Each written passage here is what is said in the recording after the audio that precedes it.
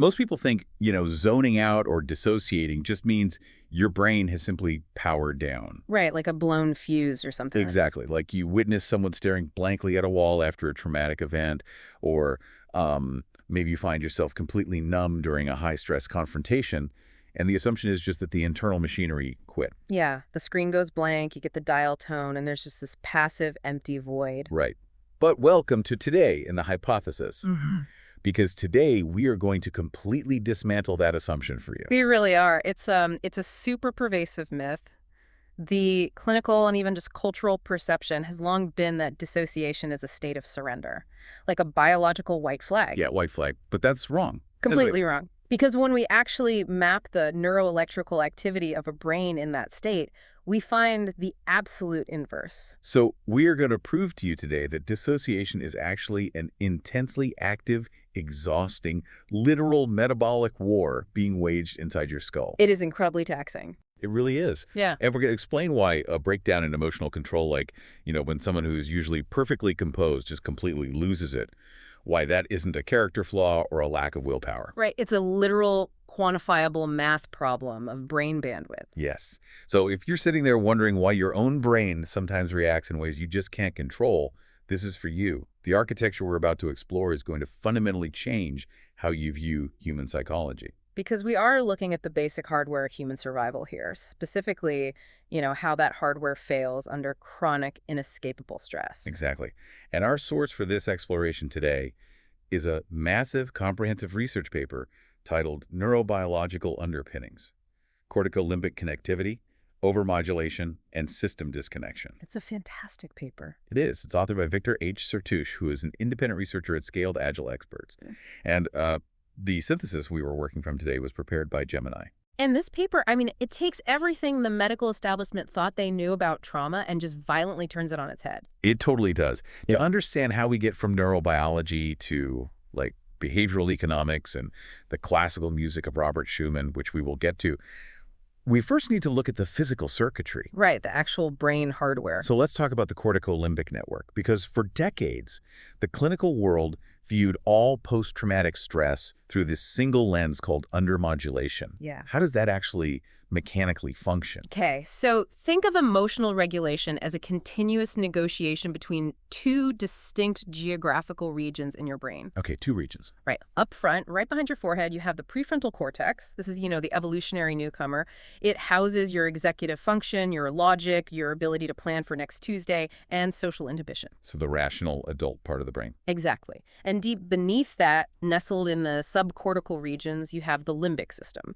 Yeah. And this prominently features the amygdala and the anterior insula. The famous amygdala. The one and only. These are ancient, primitive threat detection centers.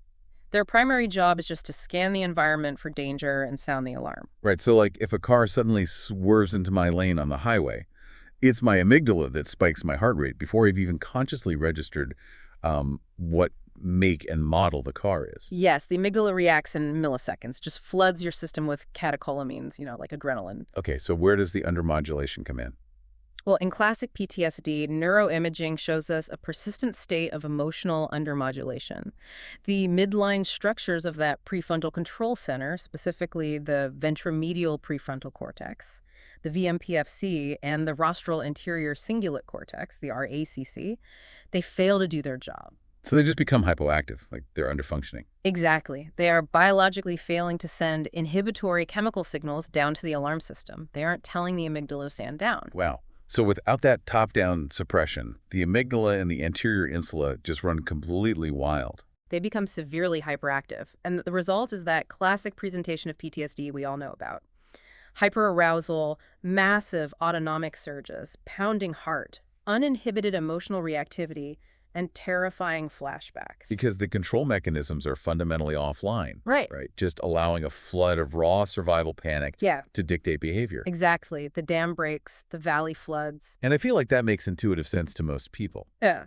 But this research isolates a completely different neurofunctional profile for the dissociative subtype of PTSD, which clinicians call DPTSD. Right. And it's important to note this profile also applies to things like depersonalization or derealization disorder, borderline personality disorder when there's high trait dissociation, and dissociative identity disorder. So for those conditions, The brain isn't doing the same thing at all, is it? Not even close. It is executing a diametric opposite strategy.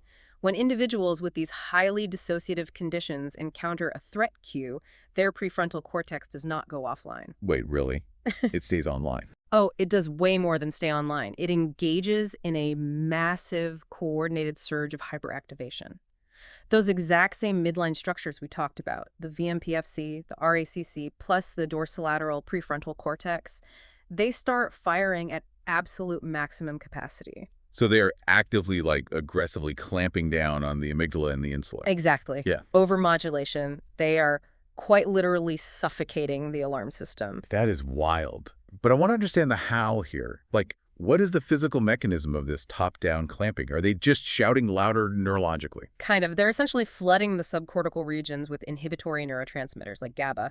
The prefrontal cortex is enforcing such an intense chemical suppression that it successfully silences the threat centers. And the physiological downstream effects of this have to be profound, right? Because if the amygdala is being chemically muzzled, the autonomic nervous system is forced to stand down. Right. So the heart rate paradoxically slows down during a moment of terror. Wow. And the paper notes it blunts visceral interoception, too. The anterior insula is usually what allows you to feel your stomach drop or your chest tighten. Exactly. The insula maps the internal state of your body. So when the prefrontal cortex overmodulates the insula, you literally lose the neural pathway required to feel your own physical existence. Oh, wow. So that is the mechanical engine behind depersonalization, that terrifying sensation that you aren't real or that you're hovering outside your body. Yes. Or derealization, where the world looks like a flat movie set. It even produces analgesia, where patients can sustain severe physical injuries and feel absolutely zero physical pain. See, I always pictured dissociation like a car running out of gas. Just coasting to a halt on the side of the highway because the engine totally failed. That's the myth we were talking about earlier. Right. But this paper completely rewrites that. It's more like you're driving down a steep mountain and you are slamming on the brakes so incredibly hard that the brake pads are smoking. Yeah, the calipers are glowing red hot. Exactly. And the entire chassis is shaking violently as the engine strains against the resistance. It's an incredibly violent, high-friction state. And the metabolic cost of maintaining that friction is the core thesis of this entire phenomenon, because the frontal cortex requires vast amounts of glucose and oxygen to sustain neural firing. So when it's working at 150% capacity just to keep the amygdala suppressed, it has to be burning through its metabolic reserves at an unsustainable rate. It absolutely is. Maintaining top-down hyperinhibition imposes a severe, continuous tax on the brain's executive bandwidth. Which means the brake pads are going to disintegrate eventually. You just can't hold that level of tension indefinitely. You cannot, and this is fascinating.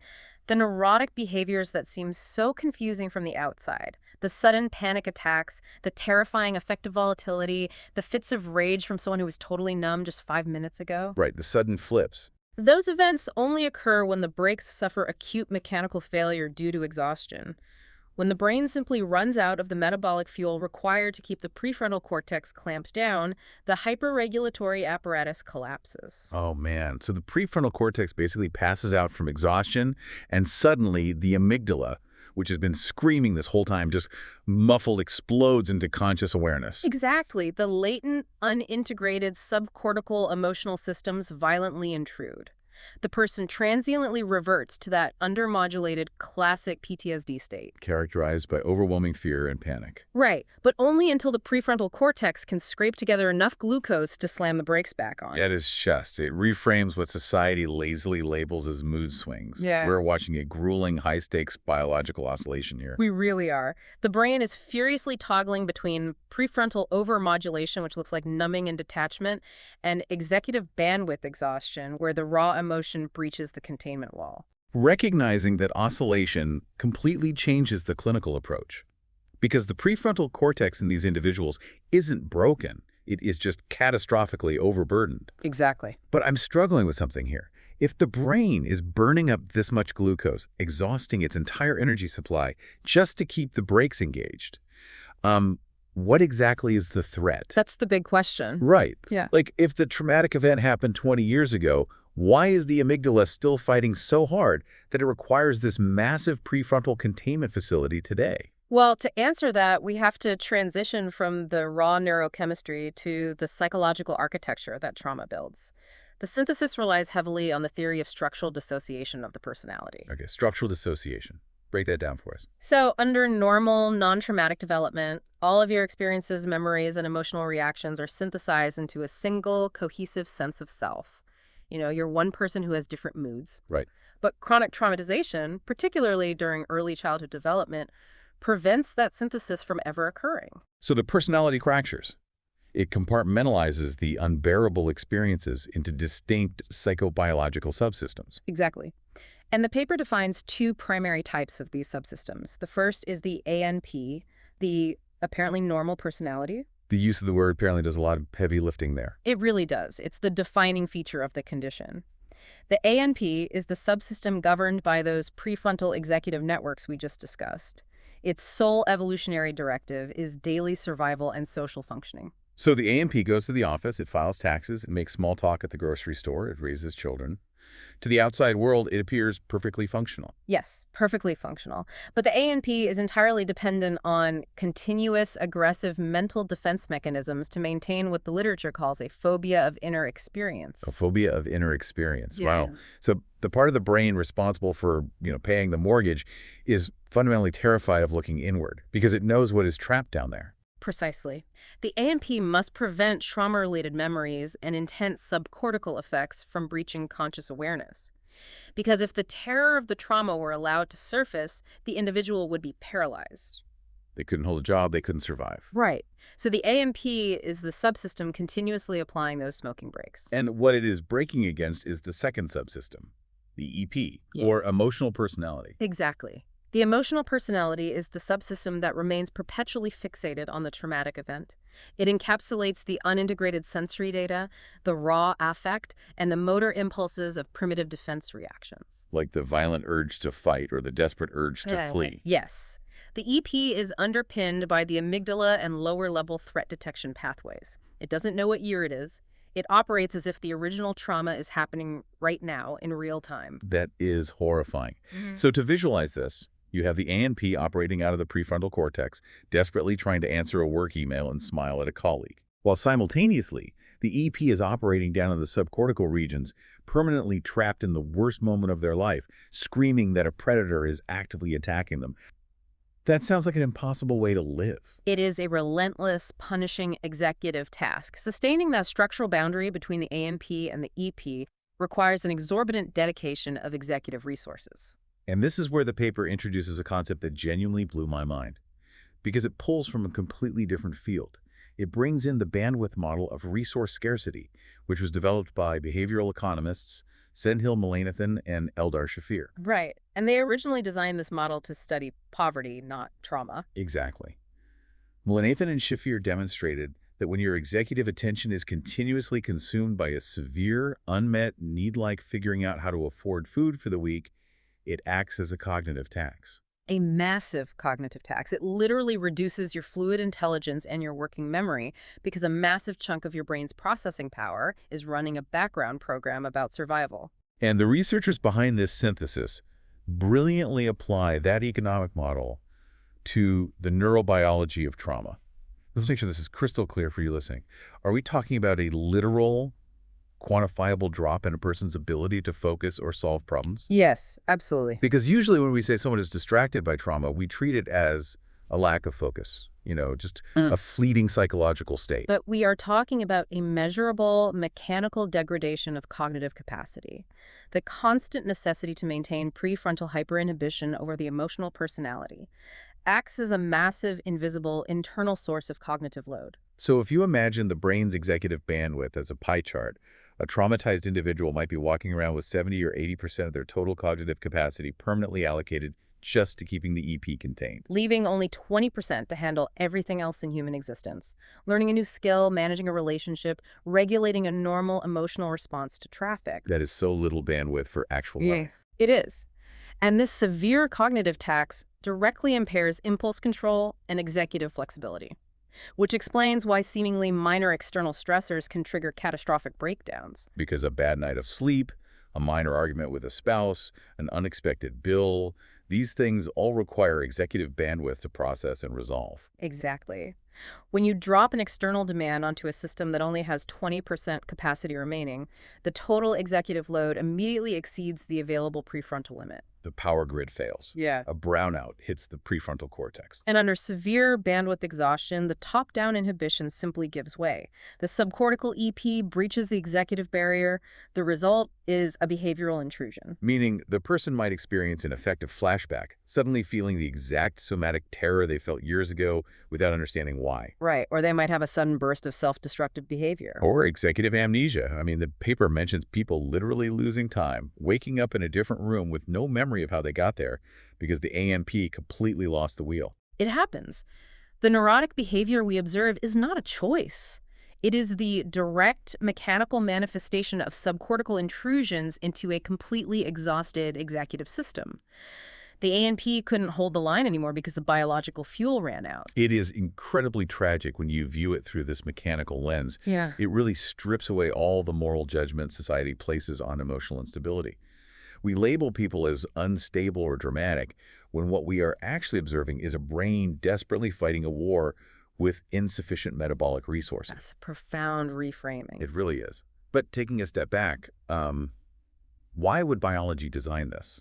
The human body is usually a masterpiece of efficiency. Why would we evolve a mechanism that drains our cognitive bandwidth, fractures our personality, and leaves us so profoundly exhausted? To understand the origin of this mechanism, we have to view it through the lens of evolutionary biology, specifically the defense cascade. Prefrontal hyperinhibition is an emergency adaptation.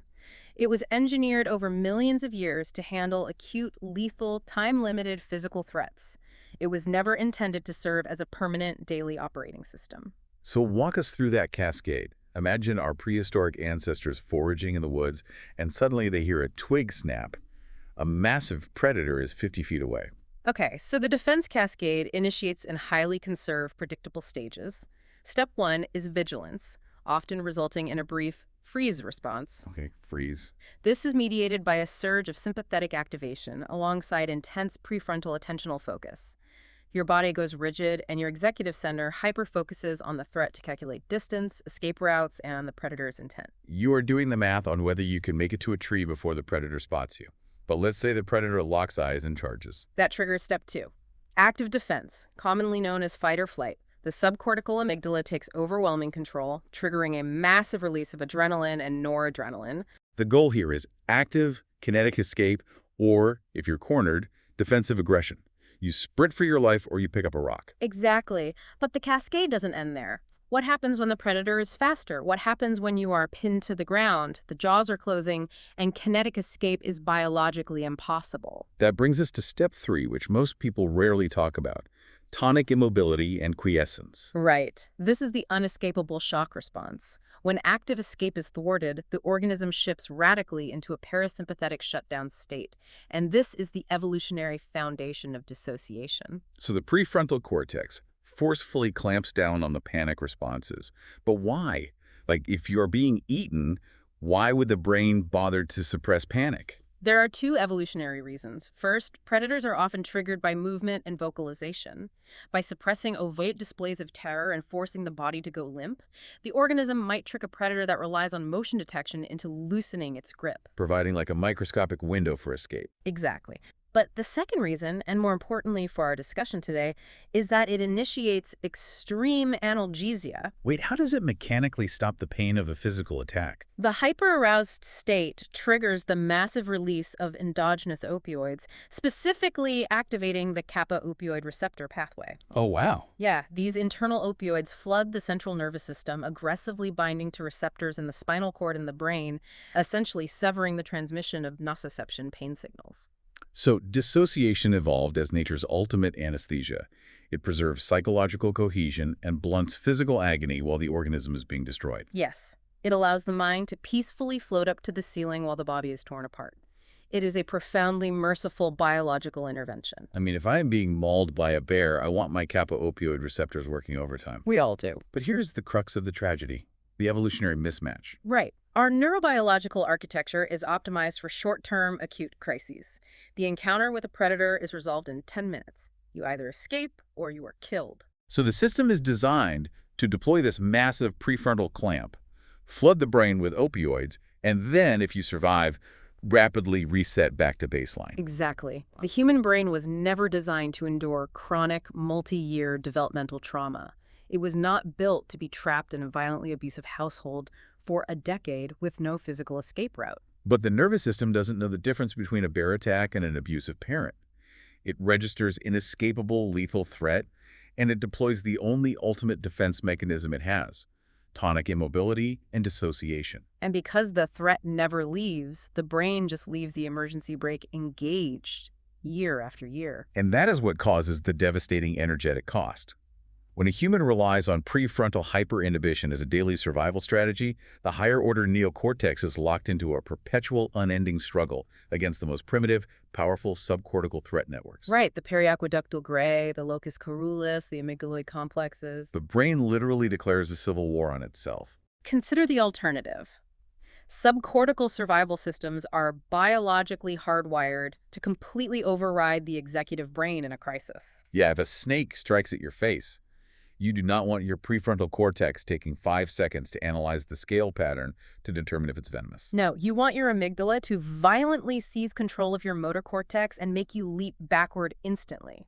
Subcortical circuits have the ultimate biological right-of-way. But in the dissociative mind, the prefrontal cortex is attempting to permanently suppress a system that evolution designed to be fundamentally unsuppressible in an emergency. Yes. And forcing the neocortex to continuously wrestle down ancient survival circuits that believe they are fighting for their life creates severe energetic instability. So the neurotic volatility, the sudden rage, the panic attacks we see in traumatized patients, that is the evolutionary penalty for fighting your own survival hardware long term. It is. It's agonizing to realize that the brain is essentially punishing itself for deploying a survival mechanism exactly as it was designed to be used, just for an evolutionary duration it wasn't built to sustain. The life-saving adaptation becomes the pathology. Very well put. But this bandwidth drain doesn't occur in a vacuum, right? A person doesn't exist just as a brain in a jar. They live in a society that places its own immense demands on that exact same prefrontal bandwidth. Oh, the environment acts as a massive accelerator for this breakdown. The executive strain required to suppress emotional systems is deeply modulated by cultural context, historical era, and socioeconomic status. If we look at the history of psychiatry, we can see this exact mechanism playing out in ways that were entirely misunderstood at the time. Like, look at the late 19th century diagnosis of hysteria. Yes. The famous work coming out of the Salpêtrière Hospital in Paris, led by Jean-Martin Charcot and later Pierre Janet. They were observing patients, almost exclusively women, who were exhibiting textbook manifestations of severe structural dissociation. They had somatic conversions where their arms or legs would become paralyzed with no neurological damage. They suffered from fugue states, amnesias, and explosive emotional outbursts. And Janet was a pioneer, right? Yeah.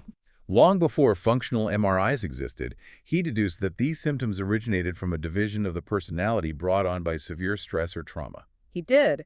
He hypothesized that the traumatic experiences depleted what he termed psychic energy, the vital force required to maintain psychological synthesis. Psychic energy is literally just a 19th century term for prefrontal bandwidth. He recognized the exact math problem we are talking about today. When the bandwidth is depleted, the personality fragments and the emotional systems breach the surface. He identified the mechanism over a century ago, and the global psychiatric community witnessed this dynamic again on a terrifyingly massive scale during World War I. Under the label of shell shock. Right. The British psychologist Charles Myers closely observed combat veterans suffering from severe neurotic breakdowns in the trenches. And Myers documented a relentless, agonizing oscillation in these soldiers. They were oscillating between the apparently normal personality and the emotional personality. The ANP was desperately trying to adhere to British military discipline, following orders, maintaining a stoic facade, managing the logistics of trench warfare. But simultaneously, the EP was utterly overwhelmed by the raw, unintegrated terror of artillery barrages, poison gas, and watching their friends die. The pivotal observation was when the breakdowns occurred, right? Yeah. Because the severe neurotic collapses didn't necessarily happen during an active charge over the top. No, they happened when prefrontal executive control failed under the crushing weight of sustained sleep deprivation, severe physical exhaustion, and the relentless, unpredictable noise of continuous shellfire. The environment completely drained the cognitive bandwidth to zero. When the external environment eliminated their remaining psychic energy, the subcortical terror of the EP forced its way into conscious behavior. So men who were perfectly disciplined in the morning would suddenly lose the ability to speak, or would be seized by violent, uncontrollable tremors, or would burst into inexplicable weeping. Because the prefrontal barrier collapsed. The environment starved it of resources. It's the ultimate historical validation of the bandwidth model. But the paper takes this a step further and examines how gender dynamics act as a specific kind of cognitive tax.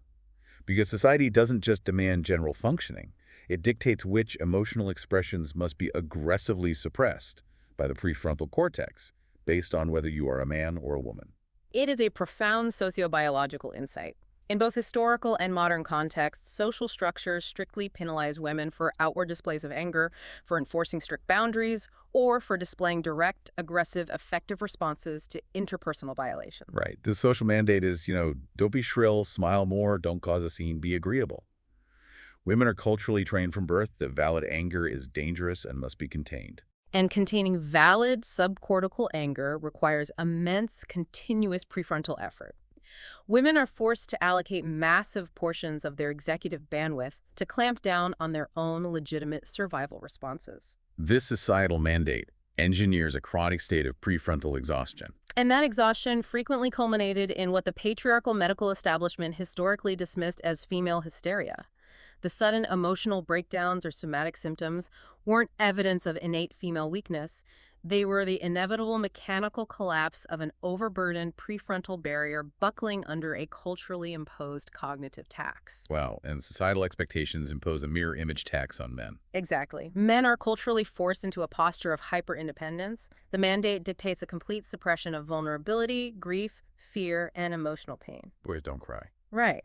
Men are required to heavily dissociate from these specific effects, relying on intense prefrontal control to maintain a stoic exterior. And when that inhibition inevitably fails, like when the man loses his job or suffers a severe stressor and the bandwidth runs out, the unintegrated subcortical emotion doesn't usually breach as weeping. It breaches as sudden, uncharacteristic outbursts of aggression or rage because the amygdala is finally off the leash. Gender roles serve as an invisible cognitive load, dictating exactly which components of the emotional personality must be locked in the subcortical basement. It burns up prefrontal glucose to keep the door bolted shut. But perhaps the most tangible, aggressively destructive external tax on this system is socioeconomic scarcity. Absolutely. This is where we bring the behavioral economics model back in, applying it specifically to poverty. And this framing should fundamentally change how we view public health. Living under chronic financial scarcity, navigating housing instability, food insecurity, debt, imposes a relentless, unyielding cognitive load on executive function. The prefrontal cortex is constantly forced to run complex survival algorithms. Like, if I purchase this medication, can I afford the electric bill? If I pay the electric bill, will we have enough for groceries by Thursday? These are incredibly dense, high-stakes executive calculations. So for an individual who is already carrying the burden of structural dissociation, financial stress isn't just an emotional hardship. It is a mechanical extraction of the exact same neural resource they are using to prevent psychological collapse. It is a zero-sum game within the brain.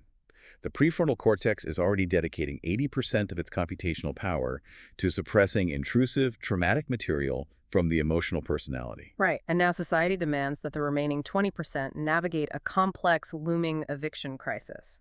The dual burden rapidly and aggressively exhausts whatever prefrontal capacity remains. The math simply does not work. You cannot suppress severe childhood trauma and simultaneously solve a housing crisis without the biological hardware breaking down. There is not enough computational power in the human frontal lobe to execute both tasks indefinitely. The top-down inhibition is forced to collapse. Consequently, traumatized individuals living in deep poverty often exhibit heightened emotional volatility, impulsivity, or what observers casually label as poor decision-making. But it is vital to understand that this is not evidence of innate characterological flaws or a lack of moral fortitude. It is the direct neuromechanical consequence of prefrontal bandwidth exhaustion.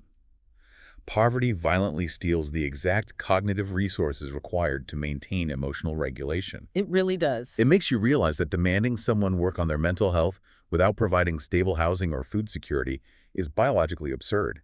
You are asking them to run massive software updates on a computer that is actively being starved of electricity. It is a clinical impossibility. We have spent a lot of time looking at how the environment involuntarily strips away this bandwidth through trauma, gender roles, war, and poverty. But here is where the story takes a fascinating, almost wild turn. I love this part. Historically, human beings have intuitively understood this exact neurobiological mechanism, and they intentionally hacked it. They figured out how to crash the prefrontal cortex on purpose, almost exclusively for spiritual or religious reasons. This section of the synthesis bridges neuroscience and anthropology beautifully.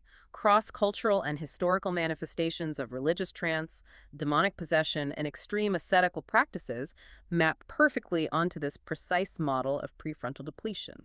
Let's examine the ascetics. Across wildly diverse religious traditions, we're talking about early Christian desert monastics, Sufi dervishes, Hindu sadhus, indigenous shamanic traditions, we see the employment of intense physical techniques designed to induce altered states of consciousness. Extreme, prolonged fasting, severe sleep deprivation, self-flagellation, repetitive chanting that lasts for days. So if we strip away the theological context for a moment and look purely at the neurobiology, what do all of these ascetic practices accomplish? They systematically and intentionally aggressively deplete prefrontal executive resources. Because the prefrontal cortex is a massive energy sink. It requires continuous heavy supplies of blood glucose to function. When an ascetic engages in a 40-day fast, they are literally starving the prefrontal cortex of its required fuel. When they deprive themselves of sleep for 72 hours, they catastrophically impair executive function. By stripping the brain of glucose, sleep, and environmental stability, they are intentionally destroying the apparently normal personality. They are actively tearing down the top-down inhibitory barrier that separates conscious logic from the raw subcortical emotional centers. Exactly. And when that executive barrier weakens sufficiently, what inevitably occurs? The highly guarded subcortical affective material, the latent emotional personalities, deeply suppressed drives, and hallucinatory sensory phenomena flood forcefully into conscious awareness. And because they don't have functional MRIs, they interpret that breach through the lens of their culture. The mystic experiences a blinding vision. The shaman feels their consciousness leave their body and enter the spirit world. The fasting monk feels the overwhelming, terrifying presence of the divine. They experience these things because they have successfully temporarily disabled the neurological filter that keeps those deep, primitive emotional centers locked away. In historical cultures, these sudden dramatic breakdowns of prefrontal inhibition were categorized based on the nature of the intrusion. Right. If the subcortical breach was euphoric, ecstatic, or aligned with religious teachings, it was revered as divine ecstasy. But if the intrusion was chaotic, violent, sexual, or frightening, It was interpreted as demonic possession. The paper points out that historical records of possession individuals displaying involuntary motor tics, speaking in tongues, sudden massive amnesia, and exhibiting complete aggressive personality shifts, these were universally recognized as individuals hosting external spiritual entities. modern neuropsychiatry provides a very different explanation. Many of these possession phenomena represent culturally structured intrusions of a severely traumatized emotional personality. The EP breaches the exhausted prefrontal barrier, actually seizes motor control of the body, and expresses the unintegrated trauma. But the expression is shaped by the culture. The culture provides a narrative framework, the demon, the spirit, to help both the individual and the community make sense of the structural dissociation. It's like ancient humans found a backdoor into the brain's operating system. They intuitively recognized that to access the raw, emotional, subcortical self, which they equated with the spiritual realm, they had to mechanically crash the executive control center. They did. But the paper also highlights the dark reflection of this dynamic within religion, something called religious scrupulosity. And this represents the exact opposite approach to subcortical impulses. Scrupulosity is a devastating manifestation of this dynamic. It is essentially a severe form of religiously themed obsessive-compulsive disorder. Instead of attempting to break down the prefrontal barrier to reach the divine, the individual attempts to reinforce the barrier to a mathematically impossible degree to avoid damnation. Right. Individuals suffering from scrupulosity are utterly terrified of their own subcortical intrusive thoughts. Whether it's an unexpected sexual impulse, an aggressive urge, or a flash of an old trauma, they view these normal subcortical misfires as evidence of deep sin or moral rot. So, to suppress them, they construct incredibly rigid, hypervigilant moral and ritualistic rules. They engage in pathological hyper-prefrontal control. They might pray continuously for hours, perform endless purification rituals, or mentally monitor every single fleeting thought for any microscopic sign of impurity. It's like they're living inside a pressure cooker, and every time the steam tries to escape through a valve, they weld the valve shut. They keep applying more and more heat and welding more and more valves, burning up unbelievable amounts of executive bandwidth to maintain absolute, pristine mental purity. And that is the inescapable trap. The continuous hypervigilant prefrontal effort required to enforce these endless religious rituals eventually, inevitably, induces severe executive exhaustion.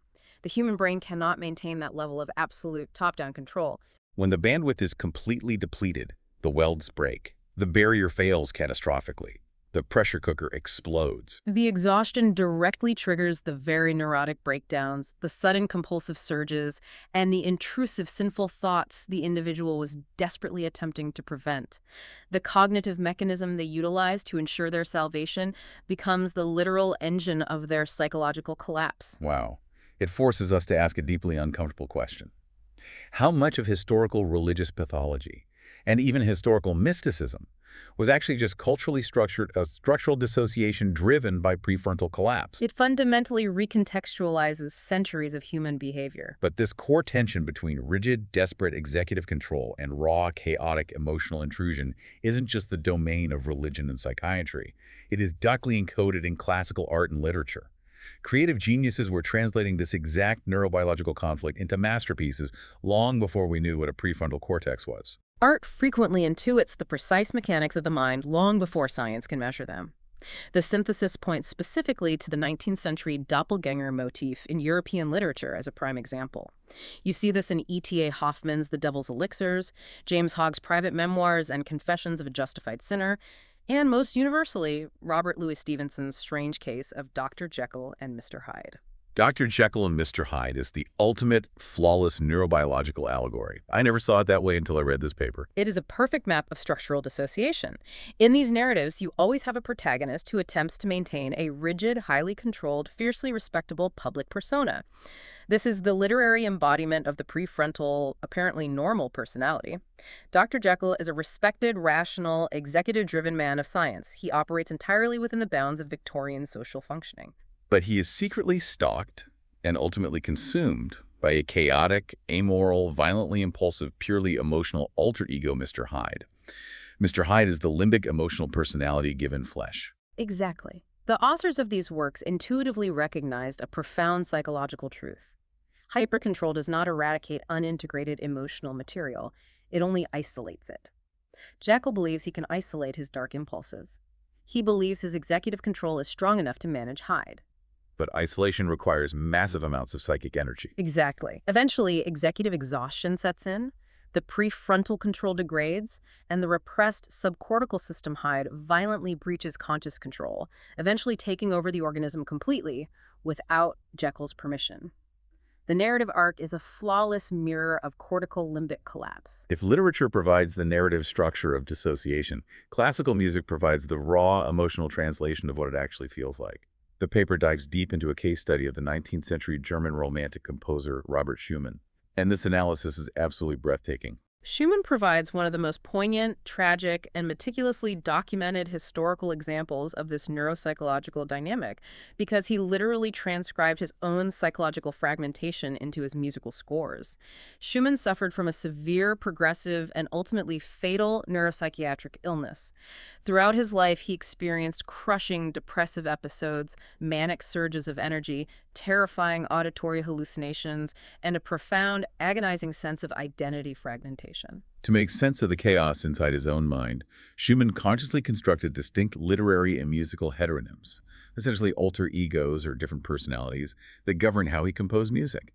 He gave them specific names and entirely distinct musical identities. He created a tripartite system to conceptualize his fracturing mind.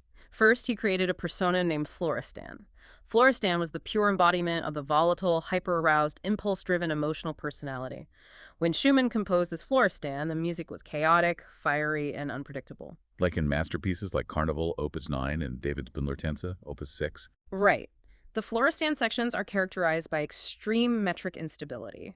The tempo shifts violently without warning. There is explosive, jarring chromaticism and violent, unresolved cadences that leave the listener feeling anxious and on edge. It sounds like subcortical panic. It is the amygdala's fight-or-flight response, transcribed into sheet music. And on the complete opposite end of the neurobiological spectrum, he created Eusebius. Eusebius was the embodiment of the over-modulated, detached, melancholic, dissociative state. This was the hyper-inhibited prefrontal state, heavily reliant on numbing.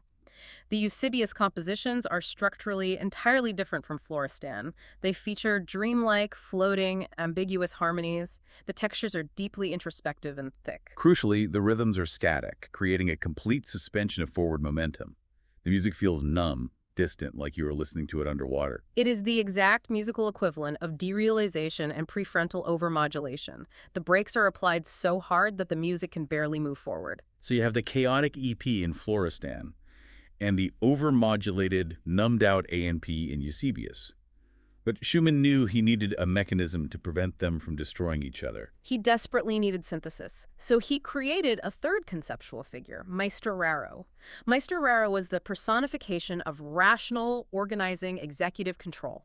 Raro represented the prefrontal bandwidth tasked with mediating the violent conflict between the fiery Florestan and the detached Eusebius. Raro's job was to synthesize their opposing energies into coherent, classical structural forms. It is stunning. He was consciously, desperately mapping his own structural dissociation and trying to orchestrate his own neurobiology. And the tragic part is you can actually trace his neurobiological collapse chronologically just by looking at his later compositions. You can hear the bandwidth drain away. During the middle periods of his life, when his creative executive control as Meister Raro was largely intact, Schumann successfully synthesized these opposing personalities into brilliant, coherent musical architecture. He possessed sufficient prefrontal bandwidth to manage the structural dissociation and turn it into art. But his psychiatric condition relentlessly worsened over time.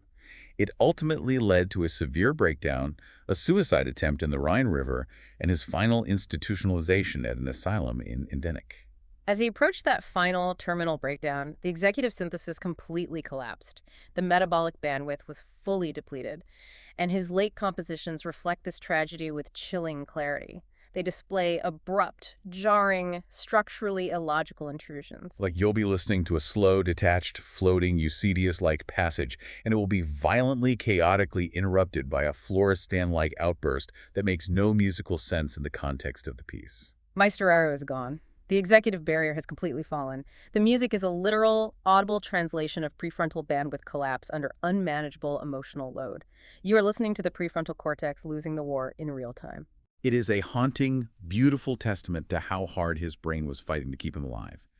And it brings us to the most urgent practical question of this entire conversation.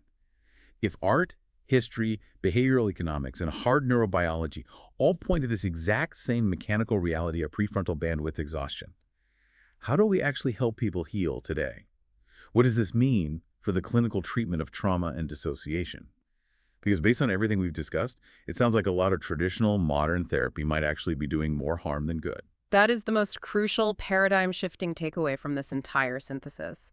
Recognizing that neurotic reactivity in dissociative conditions stems fundamentally from prefrontal bandwidth exhaustion must completely alter how we approach therapy. The dominant traditional clinical paradigms, particularly many forms of cognitive behavioral therapy, often inadvertently demand more prefrontal control from the patient. Right. Traditional therapy often focuses on immediate cognitive restructuring. The therapist says, challenge your negative thoughts, or reframe your anxiety, or use this logic worksheet to analyze why your panic attack is irrational. They are relying on the prefrontal cortex to exert logic over emotion. But consider the neurobiology we just mapped out. When you demand more cognitive control from a patient whose prefrontal cortex is already metabolically exhausted from spending 80% of its energy suppressing a highly active emotional personality, you are actively increasing their cognitive load. You are asking a man who has been starving for 3 weeks to run a marathon to prove he is healthy. It's like telling someone who is drowning to just swim harder, while simultaneously handing them a heavy cinder block of cognitive homework. It is clinically counterproductive. You are aggressively accelerating the bandwidth depletion. And we know exactly what happens when the bandwidth depletes. The inhibitory barrier fails. The intrusive symptoms worsen. The therapy sessions designed to help them actually trigger the neurotic collapse, leading the patient to believe they are fundamentally broken or failing at therapy, when in reality, the therapy is just biologically incompatible with their current neural state. I am struck by how liberating this framing is. You cannot think your way out of a bandwidth deficit. No amount of logic or willpower can magically generate prefrontal glucose out of thin air. You cannot solve a severe electrical grid failure by plugging in more high-wattage appliances. Effective treatment for highly dissociative conditions mandates a fundamentally different stage model. It must be entirely bottom-up long before it can ever be top-down. I want to make sure people listening understand what that means practically. What does a bottom-up stage model look like for someone struggling with this? The absolute first step is somatic stabilization and nervous system regulation. You must lower the physiological arousal of the subcortical regions without relying on cognitive suppression. This involves therapies that focus on body awareness, regulating breathing, and creating physical safety. Calming the amygdala directly so the prefrontal cortex doesn't have to work so hard. Simultaneously, you must aggressively reduce the external cognitive load on the patient. This goes back to the poverty discussion. You have to help the patient achieve baseline environmental stability. If they're facing eviction or trapped in an abusive relationship, you have to address those external socioeconomic or relational scarcities first. You have to simplify their daily survival demands. You must give the prefrontal cortex a chance to recharge its metabolic batteries and rebuild the brake pads. Only when the neural system has achieved a baseline of sufficient bandwidth can you even begin the delicate, highly controlled work of slowly processing the unintegrated traumatic material. And the goal of processing that trauma is vital to understand. Right. The goal isn't to build a thicker, stronger concrete wall to keep the emotional personality locked in the basement permanently. No. The goal is to safely, gradually integrate the EP's unintegrated memories and primitive effects into the cohesive sense of self. By doing that, you systematically, permanently relieve the prefrontal cortex of the burden of continuous hyperinhibition. You heal the disconnection by relieving the burden, rather than by forcing the brain to carry more weight. You integrate the terrifying emotions so the prefrontal cortex can finally resign from its exhausting job as a maximum security prison guard and go back to just being a normal executive center that plans vacations and enjoys hobbies. Resolving both the profound dissociative detachment and the explosive neurotic reactivity must happen at their biological source. It is ultimately about restoring the energetic balance of the brain. We have covered incredible, vast territory today. We started deep inside the physical architecture of the brain, proving that dissociation is not a passive zoning out, but an incredibly active, metabolically exhausting state of hyperinhibition. The brain is violently slamming on the brakes. We learned that when the prefrontal bandwidth finally runs out from this impossible effort, the unintegrated emotional personality breaks through, causing the chaotic behavior we so often cruelly misunderstand as a character flaw. We saw how this top-down mechanism is hardwired by an ancient evolutionary defense cascade meant only for short-term survival against predators. We saw how it is ruthlessly manipulated by societal gender roles, how it is severely mechanically exacerbated by the cognitive tax of poverty, and how it was intentionally hacked by historical religious ascetics to induce altered states. And we heard the sound of that prefrontal exhaustion transcribed into the haunting, fragmented late music of Robert Schumann. This truly has been a complete ground-up paradigm shift in understanding trauma and the human mind. But here's something provocative to mull over before we go. We have thoroughly established that prefrontal bandwidth exhaustion is what causes our emotional control to collapse, allowing subcortical panic to intrude. Now, I want you to look at the modern world we live in right now. The external cognitive demands placed on the average human today are arguably unprecedented in our evolutionary history. Exactly. Our society is increasingly structured to relentlessly, continuously drain our cognitive bandwidth. We're subjected to constant digital notifications, algorithmically optimized 247 outrage news cycles, profound economic anxiety regarding inflation and housing, and the intense comparative social pressures of the internet. We are constantly demanding our prefrontal cortex process an infinite stream of low-level threats. So, if the brakes inevitably wear out when the cognitive load is too high, are we culturally engineering a mass state of executive exhaustion? Are we building a society that is pushing all of us toward a systemic collective corticolimbic collapse simply because the prefrontal cortex cannot keep up with the modern world? If this deep dive into the source material changed how you see your own brain and maybe how you view the struggles of the people around you, please subscribe to the show and share this episode with someone who loves a good paradigm shift. Thank you for joining us for today in the Hypothesis.